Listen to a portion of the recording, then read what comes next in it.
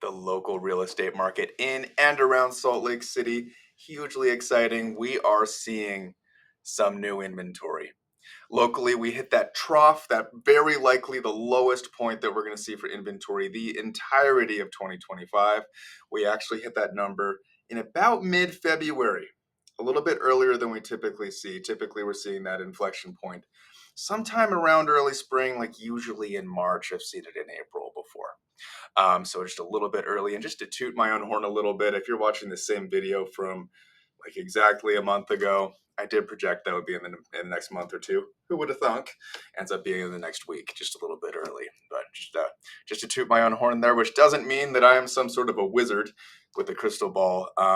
Salt Lake City, surrounding areas along the Wasatch Front, at least when it comes to seasonal variation of the direction of what we're seeing in demand, what we're seeing in supply, and how we measure those, you can really easily read when those are going to change.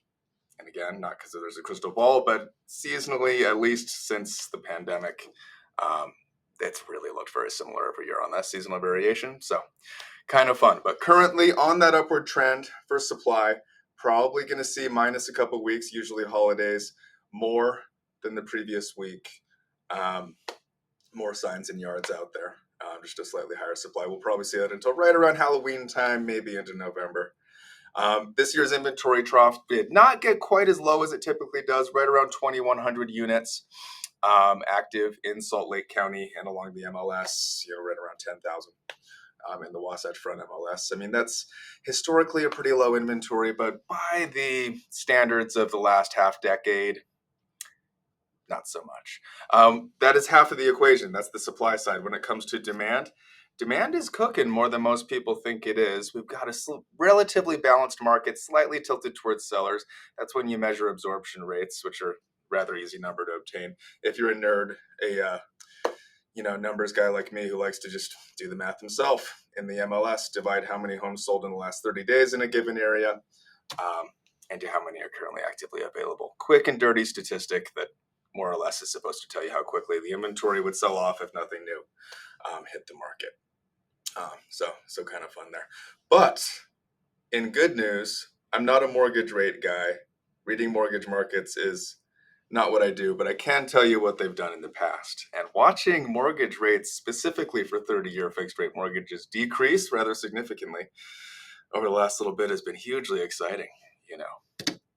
Wow. Well under 7% for national averages. That's exciting. That's really, really cool.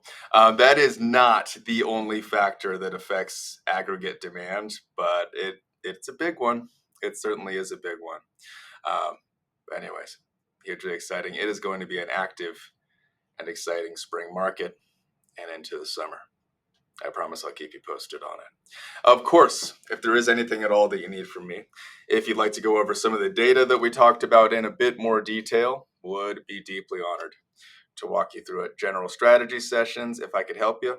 If you're looking to buy, sell, possibly both, perhaps without moving twice, as many people in your shoes like to do it, would love to talk to you. Would love to help you. Do feel free to reach out anytime. Thanks so much.